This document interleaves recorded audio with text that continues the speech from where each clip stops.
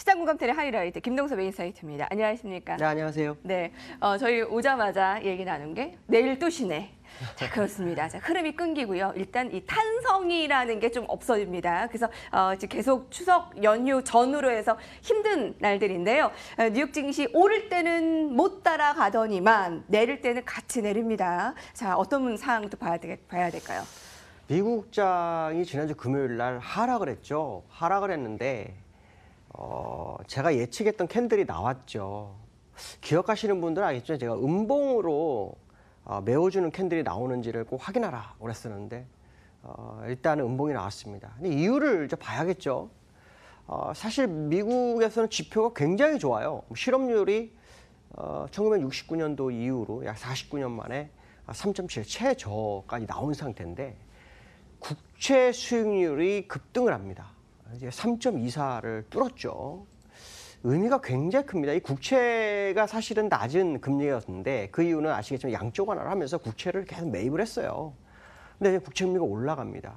이렇게 올라가게 되면 연준이 가지고 있는 국채는 어떻게 대응을 할까요? 정말 이거 미지수입니다. 근데 국채 금리가 올라가는 이유가 뭐 여러 가지 이유를 들 수 있겠지만 제가 볼 때는 중국이 국채를 매도하는 게 아닐까 그런 생각을 해볼 수 있죠. 국채 매도라서 국채 금리 올라서 장단기금 국채 금리가 역전 상태가 나오게 되면 시장에 굉장히 좀 위험한 상황으로 갈 수 있다 정도는 생각을 해야 될 것 같고요. 그렇다면 지금 상황에서 이 국채 금리가 올라온 역전이 될 수 있는 공간에 오고 있는데도 불구하고 주가는 예전보다 덜 빠졌다. 그러니까 괜찮을 거다. 아마 이런 생각 시장 굉장히 많이 할 겁니다. 근데 제가 아마 여러분들한테 많이 말씀드렸지만 결국 국채 금리가 시장에 상당한 영향을 미칠 거다라는 얘기를 했었는데 이제 시작이 아닐까라는 생각이 듭니다. 자, 기술적 분석 한번 보죠. 기술적 분석을 보시면 지금 다우 차트는요. 아마 지난주에 제가 그런 얘기를 했을 거예요. 여기 올라갔지만 이건 의미가 없고 전인주의 음봉을 메워주는 음봉 나오는지 확인해라.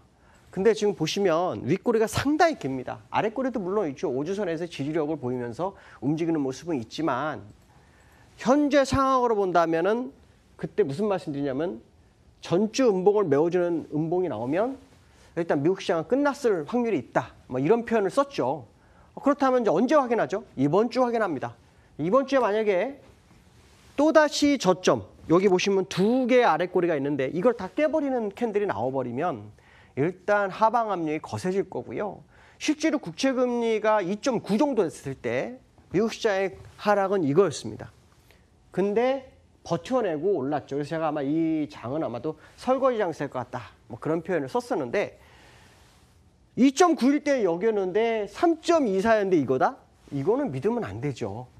그 얘기 무슨 말이냐면 결국 상당한 위험함이 시장에 내포되기 시작한 것을 생각해야 한다. 그래서 아마 제가 추석 전주에 미국장은 일단은 매수 마인드는 없는 거로 봐야 된다. 일단 좀 지켜보는 게 좋겠고 추가 하락 가능성에 대한 부분을 염두에 두자 그랬는데 사실 지금 오주선에서 지지력을 보이고 있어서 투자가들 입장에서는 굉장히 강하구나 이런 생각을 할 수 있습니다. 근데 지표가 방어를 한 거예요.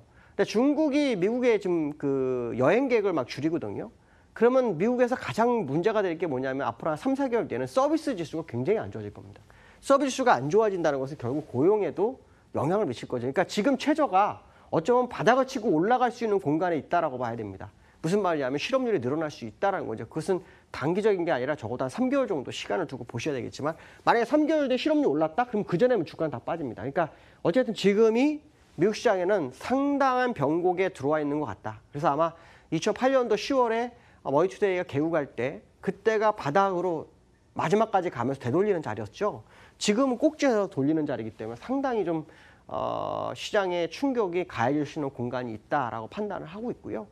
그 부분이 결국 국내 시장의 영향. 아까 앵커도 말씀드렸처럼 올라갈 땐 반응을 안 줬는데 내려갈 때 반응다. 우리나라가 항상 그렇죠. 그러니까 지금 상황에서는 미국이 내려올 수 있는 소지를 좀 열어두고 보시는 게 좋지 않겠나. 거기에 따른 시장의 영향이 상당히 크지 않을까 이런 생각을 해봐야 될 것 같습니다. 자, 두 번째 이슈 보도록 하죠. 두 번째 이슈는 이제 중국입니다. 중국이 지난번에 WMP 그러니까 자산관리 펀드 쪽에서 아마도 3,600조 정도를 주식 투자를 허용을 했죠. 그런 다음에 시장이 쫙 있다가 어저께 뉴스가 딱 나왔는데 중국 인민은행에서 올해 네 번째 지준율 1%를 인하합니다.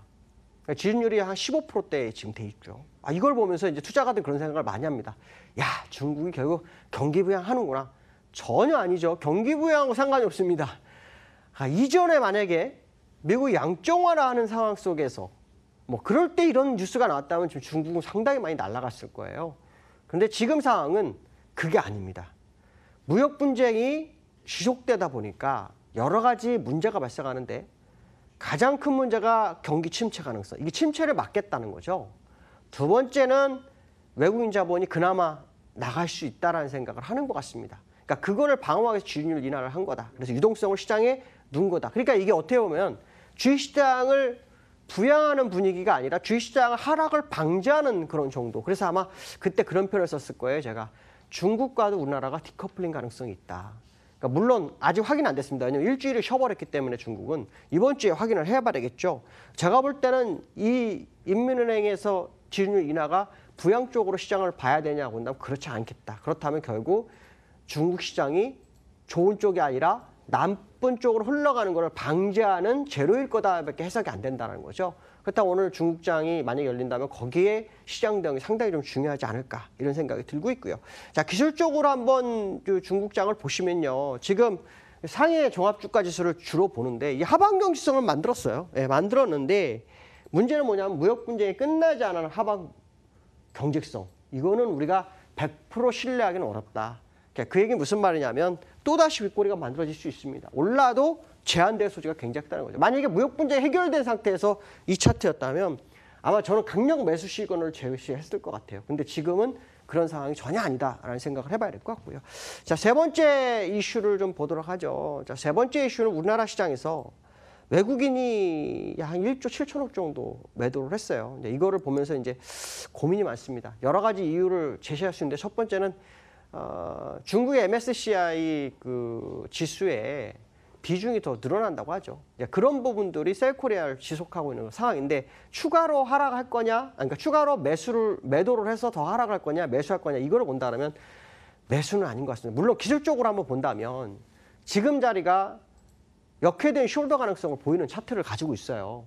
이 차트를 보면은 상당히 좋게 보이는데 이거를 보면은 그렇지 않다라는 거죠. 왜냐하면 아까 나처럼 중국으로 자금이 더 이동하는 상황, 또 우리나라 경기가 만만치 않은 상황, 또 우리나라가 경기가 좋은 상태에서 금리 인상하는 게 아니라 그렇지 못한 상황에서 금리 인상을 시도하려는 시장의 분위기 이런 걸 본다면 매도가 일단 진정되기보다는 결국 매도 중 잠시 멈추는 정도? 이 정도 선이 아닐까 이런 생각을 해봐야 되는데요.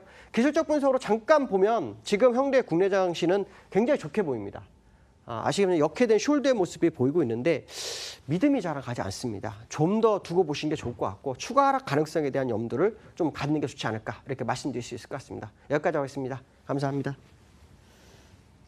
네, 중국 증시 개장했는데요. 상해 종합지수가 1.88% 하락 출발했습니다. 2% 가까이 하락했는데 그동안 멈춘 것들, 다른 나라들 다 하락한 것들 오늘 시작하면서 반영이 됩니다. 지난 일주일 동안 홍콩 증시가 4%대 하락했기 때문에 오늘 중국 증시의 하락은 어쩌면 당연한 것. 이후의 흐름들 계속 오후까지 살펴보시고요. 자, 김동섭의 인사이트를 끝으로 저희는 여기서 인사드립니다. 내일 휴장 이후 수요일 이 시간에 찾아뵙겠습니다. 시청해주신 여러분 고맙습니다.